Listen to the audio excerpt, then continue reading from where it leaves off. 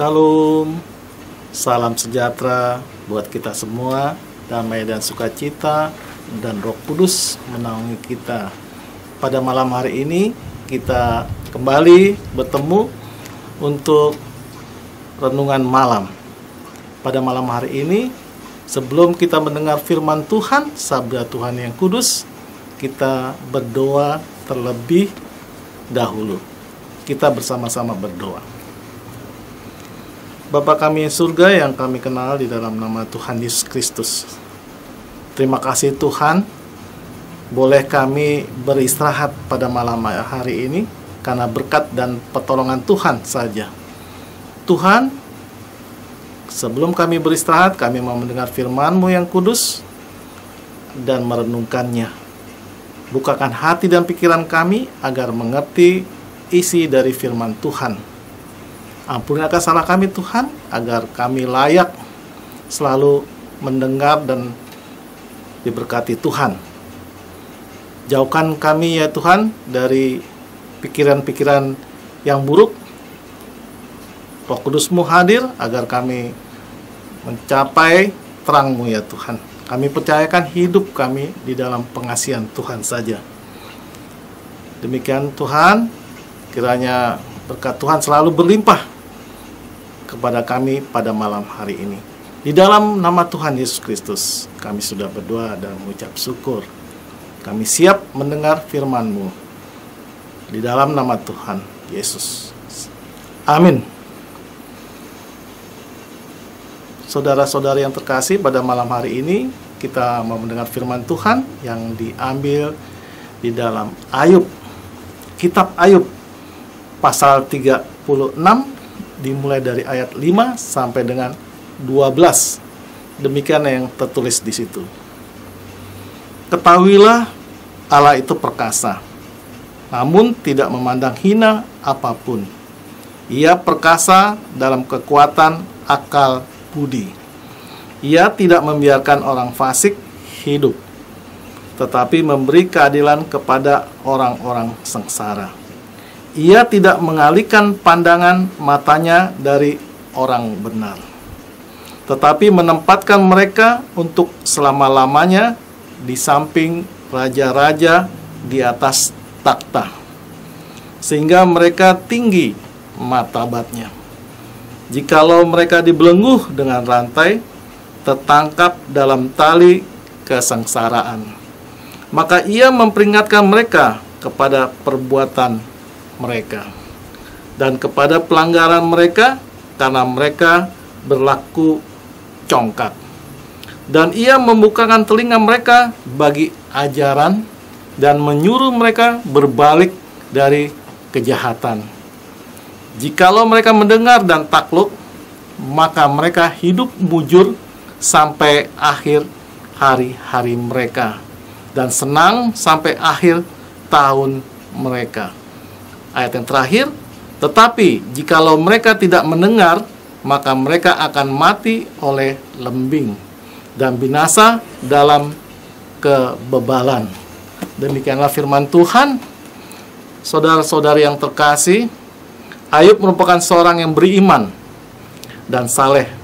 Kita tahu bahwa apa yang terjadi terhadap Ayub merupakan salah satu bagian dari rencana Tuhan, bahwa Ayub yang pada awalnya hidup makmur dan saleh dilanda cobaan yang sangat berat hingga dirinya menjadi sangat miskin dan ditinggalkan.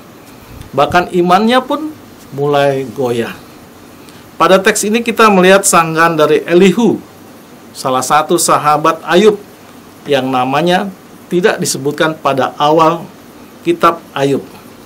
Elihu sendiri merupakan seorang yang lebih muda daripada Ayub dan 3 sahabat lainnya.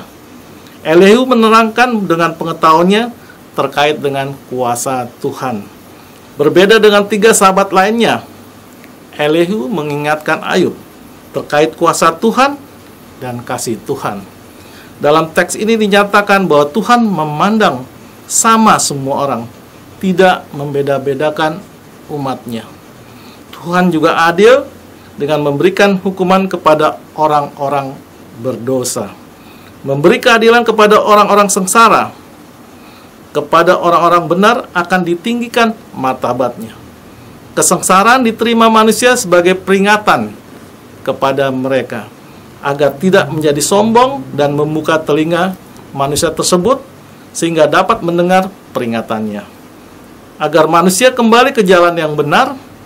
Apabila manusia mendengarkan apa yang dikatakannya, maka manusia itu akan diberkati. Dan apabila tidak mendengar, tidak akan diberkati.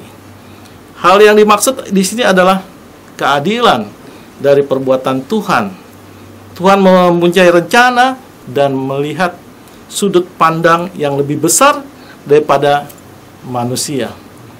Kisah Ayub memberikan kita pengajaran bahwa orang-orang saleh dan benar juga mendapatkan penderitaan. Dikarenakan sebagai bentuk pengajaran agar tetap berpegang teguh kepada Tuhan, karena orang-orang saleh tetap bisa jatuh ke dalam dosa apabila dirinya tidak diperingatkan Tuhan.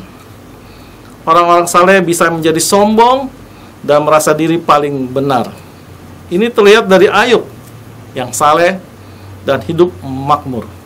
Pada awalnya ia tetap percaya kepada Tuhan, namun menjadi marah kepada Tuhan dan merasa Tuhan tidak adil.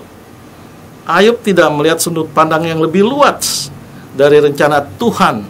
Inilah yang mau diingatkan Tuhan kepada Ayub, bahwa hidup orang-orang beriman harus tetap ada pencobaan. Untuk menempa imannya, mereka menjadi iman yang kokoh.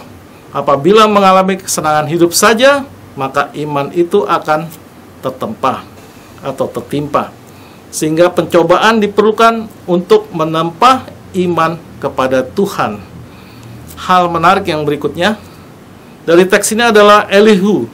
Kita dapat membaca bahwa Elihu merupakan seorang paling muda, namun paling bijak dari antara 3 sahabat Ayub, bahkan dari Ayub sendiri.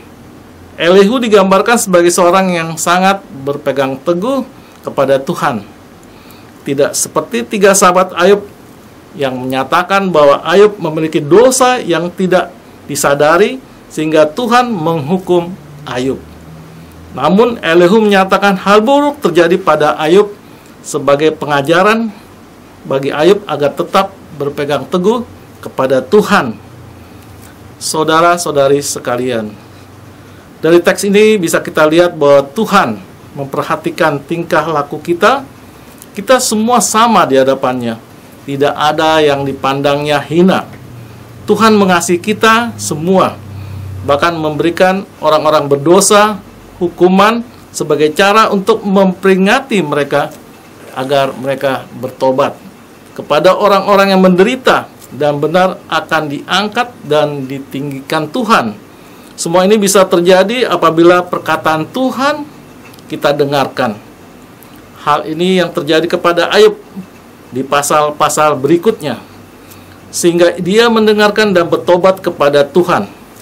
Dan apa yang hilang dari dirinya dikembalikan berlipat ganda.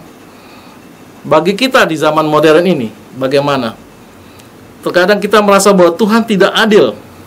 Kita sudah berbuat sesuai dengan firman Tuhan, namun tetap ada berbagai permasalahan hidup yang berat. Saudara-saudari yang terkasih, hal ini merupakan bagian dari rancangan Tuhan yang lebih besar daripada kita. Pergumulan hidup dapat membuat kita semakin bijaksana dan semakin beriman teguh kepada Tuhan.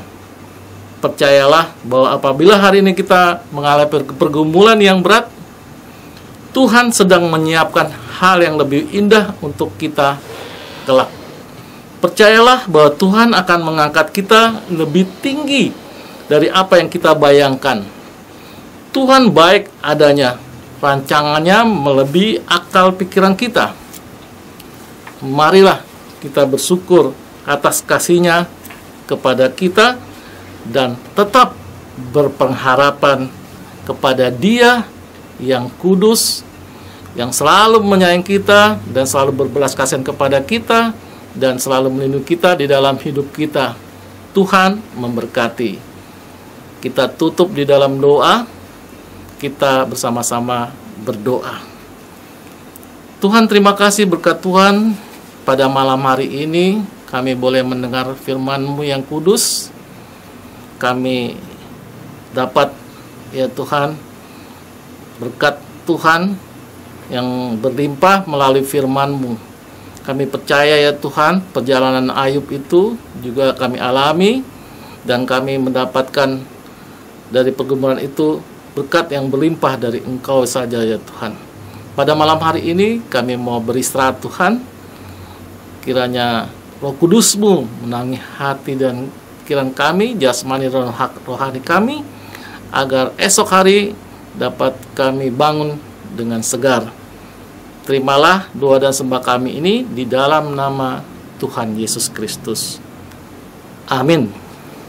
Shalom.